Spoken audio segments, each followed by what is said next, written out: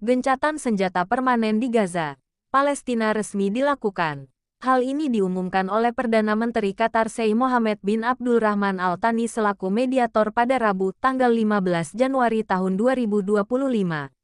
Dilansir AFP, Rabu tanggal 15 Januari tahun 2025, kedua belah pihak yang bertikai di jalur Gaza telah mencapai kesepakatan tentang tahanan dan pertukaran sandera. Kami berharap ini akan menjadi halaman terakhir perang dan kami berharap semua pihak akan berkomitmen untuk melaksanakan semua ketentuan perjanjian ini, tegas Sheikh Mohammed. Sami Abu Zuhri selaku pejabat Hamas mengatakan bahwa kesepakatan gencatan senjata Gaza sebagai keuntungan besar yang mencerminkan sejarah yang telah dicapai melalui keteguhan Gaza, rakyatnya dan keberanian pahlawannya. Ini juga merupakan penegasan kembali kegagalan penjajah untuk mencapai salah satu tujuan, kata Sami Abu Zuhri dilansir Reuters, Kamis tanggal 16 Januari tahun 2025. Gencatan senjata ini akhirnya membuat kedua belah pihak membebaskan masing-masing sanderanya. Gencatan senjata akan dimulai pada Minggu tanggal 19 Januari tahun 2025. Dilansir dari Detik News, Kamis tanggal 16 Januari tahun 2025, kesepakatan itu berlaku selama 6 minggu. Lalu, apa saja yang ada dalam perjanjian gencatan senjata antara kelompok militan Palestina, Hamas, dengan Israel itu? Berikut rinciannya. 1. Pertukaran tahanan dan sandera. Israel disebut akan membebaskan 30 tahanan Palestina sebagai ganti setiap sandera Israel, dan 50 tahanan Palestina lainnya untuk setiap tentara wanita Israel yang ditahan di Gaza. Sandera perempuan dan mereka yang berusia di bawah 19 tahun akan dibebaskan terlebih dahulu. Dengan demikian, 33 warga Israel akan dibebaskan dalam 42 hari pertama sejak perjanjian tersebut ditandatangani. Menurut sumber Al Arabiya, jumlah warga Palestina yang ditahan Israel mencapai 1.650 orang. Lebih lanjut, warga yang mengungsi dari Gaza Utara dapat kembali mulai tanggal 22 Januari. 2. Penarikan pasukan Israel dari koridor Philadelphia. Dalam perjanjian ini, Israel mengatakan akan menarik pasukannya secara bertahap dari koridor Netzarim dan Philadelphia.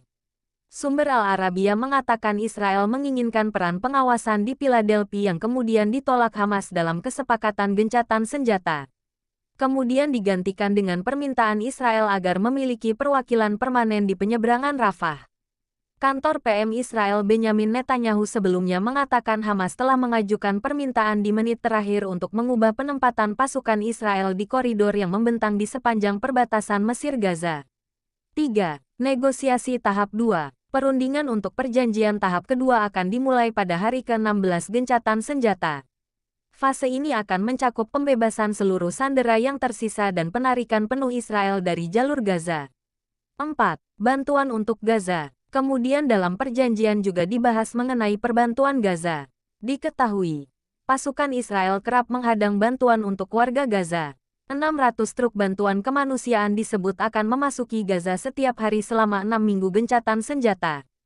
Sekjen PBB Antonio Guterres mengatakan gencatan senjata sangat penting untuk menghilangkan hambatan dalam pengiriman bantuan ketika ia menyambut baik kesepakatan tersebut.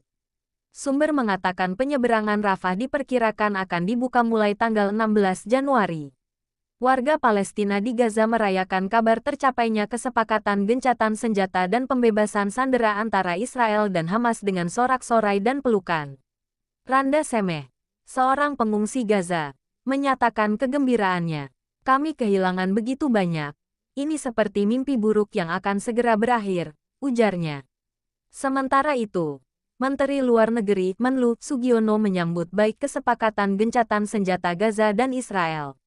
Sugiono menilai kesepakatan ini menjadi suatu langkah baru. Kita menyambut baik ya, itu satu langkah baru.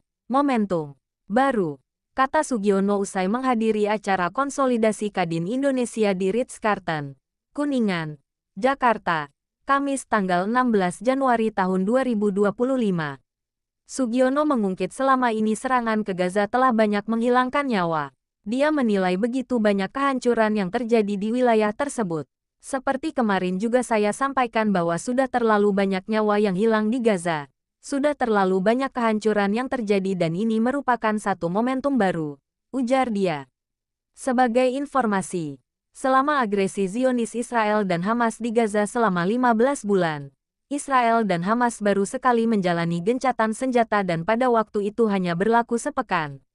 Setelah itu, Israel terus menggempur Gaza hingga tepi barat yang berimbas lebih dari 46.000 warga di Palestina meninggal. Kita doakan saudara kita di Palestina selalu diberi kejayaan. Terima kasih, jangan lupa like, comment, and subscribe.